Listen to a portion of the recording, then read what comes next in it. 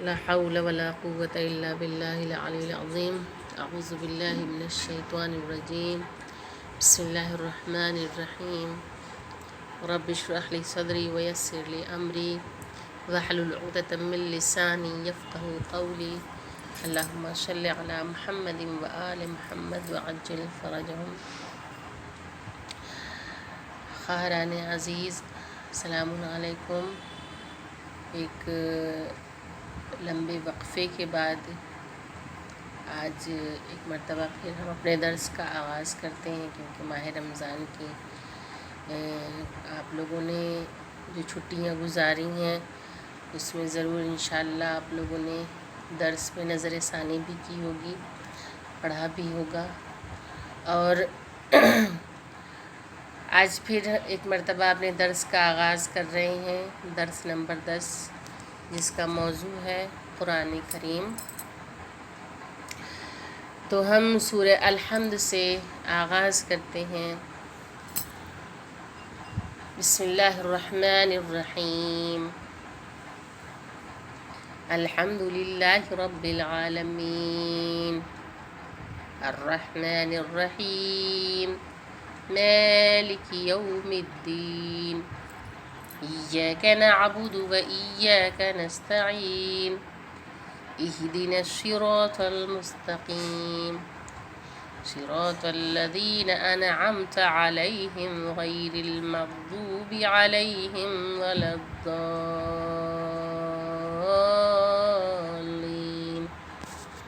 صدق اللہ العلی العظیم. آیات کی تفسیر کے سب سے پہلے بسم اللہ الرحمن الرحیم کی طرف نظر کرتے ہیں کہ بسم اللہ صرف قرآن کریم کے سوروں کی ابتدا میں ہی ذکر نہیں ہوا، بلکہ تمام کتب آسمانی کے آغاز میں بھی ذکر ہوا ہے.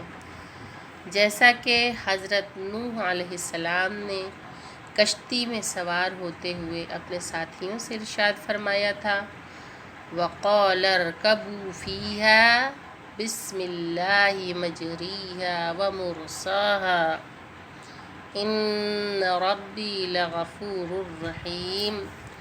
سورہ ہود آیت نمبر 41. یعنی اس کشتی کی حرکت اور توقف کرنا اللہ تعالیٰ کے نام کے ذریعے ہونا چاہیے. حضرت سلیمان نبی اللہ نے بھی جب ملکہ سبا کو ایمان کی دعوت دیتے ہوئے جو خط لکھا تھا اس کا آغاز بھی بسم اللہ الرحمن الرحیم سے کیا تھا. انہ من سلیمان و انہ بسم اللہ الرحمن الرحیم. سورہ نمل آیت نمبر 30. ائمہ معصومین علیہم السلام اصرار فرمایا کرتے تھے کہ بسم اللہ کو نماز میں آواز کے ساتھ پڑھا جائے، جیسا کہ ان لوگوں کے بارے میں جو بسم اللہ کو نماز میں نہیں پڑھتے یا بسم اللہ کو جزء سورہ نہیں سمجھتے، ان لوگوں کے بارے میں ارشاد فرماتے ہیں کہ انہوں نے قرآن کی بہترین آیت کو چوری کر لیا. کہ اس سے کیا ثابت ہوتا ہے کہ بسم اللہ الرحمن الرحیم پڑھنا ہی ہے ہمیں. امام محمد باقر علیہ السلام نے ارشاد فرمایا کہ رسول اللہ صلی اللہ علیہ وآلہ وسلم اللہم صلی علی محمد وآل محمد وعجل فرجہم بسم اللہ کو بلند آواز سے پڑھا کرتے تھے. جب مشرکین سنتے تو وہ منہ پھیر کر چلے جایا کرتے تھے، لہٰذا اللہ تعالیٰ نے اس آیت کو نازل کیا کہ وَجَعَلْنَا عَلَىٰ قُلُوبِهِمْ أَكِنَّةً أَن يَفْقَهُوهُ وَفِي آذَانِهِمْ وَقْرًا وَإِذَا ذَكَرْتَ رَبَّكَ فِي الْقُرْآنِ وَحْدَهُ وَلَّوْا عَلَىٰ أَدْبَارِهِمْ نُفُورًا. سورہ اسراء آیت نمبر 46. جب تنہا قرآن کی تلاوت کرتے ہوئے اپنے پروردگار کا ذکر کرتے ہو تو وہ مجھ سے کبھی منہ پھیر کر چلے جاتے ہیں۔ حضرت امام علی علیہ السلام نے ارشاد فرمایا کہ جب بھی تم میں سے کوئی اپنے گھر میں داخل ہوتے ہوئے بسم اللہ الرحمن الرحیم پڑھتا ہے تو شیطان وہاں سے فرار ہو جاتا ہے، اور جب کوئی گھر میں داخل ہوتے ہوئے بسم اللہ الرحمن الرحیم کی تلاوت کرتا ہے تو وہ گھر ملائکہ کے نازل ہونے کی اور وہاں سے مانوس ہونے کا سبب بنتا ہے۔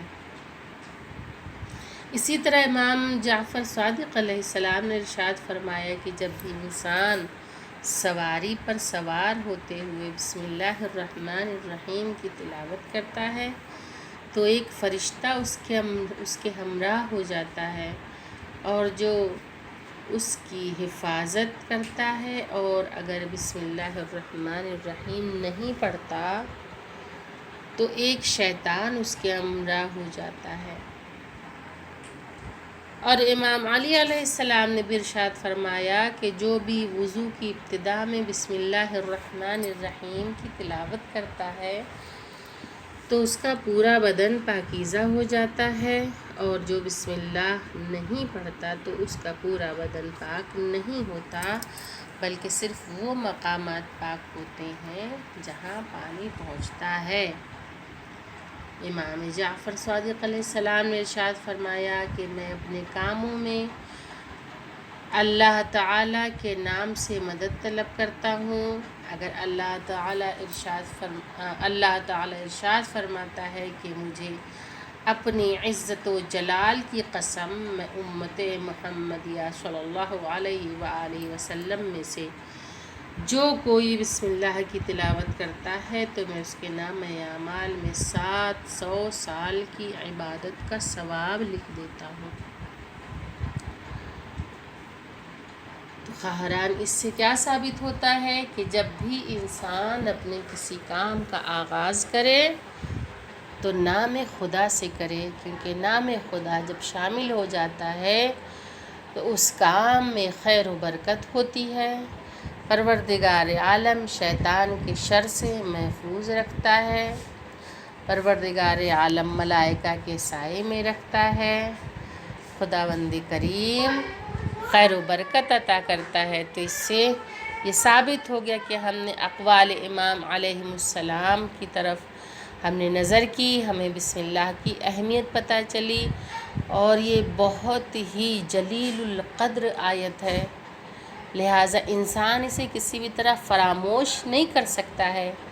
یہ نہیں کہہ سکتا یہ سورہ کا جز نہیں ہے تو ہم اسے چھوڑ دیں، ایسا ہرگز نہیں ہے، بلکہ ثابت کیا ہوتا ہے کہ تاکید کی گئی ہے کہ انسان اس آیت کو ترک نہ کرے، یعنی کہ بسم اللہ الرحمن الرحیم کا کہنا ترک نہ کرے، جیسا کہ نبیوں نے بھی کیا اور اماموں نے بھی کیا، اور امام علیہ السلام بھی اپنے ہر کام کا آغاز بسم اللہ سے کرتے تھے، نبی بھی اپنے ہر کام کا آغاز بسم اللہ سے کرتے تھے، اور بس بسم اللہ ہر کتاب میں موجود ہے کہ پروردگار عالم کی نازل کردہ کتابوں میں بھی موجود ہے، اور اس کا آغاز بھی بسم اللہ سے ہی ہوتا ہے۔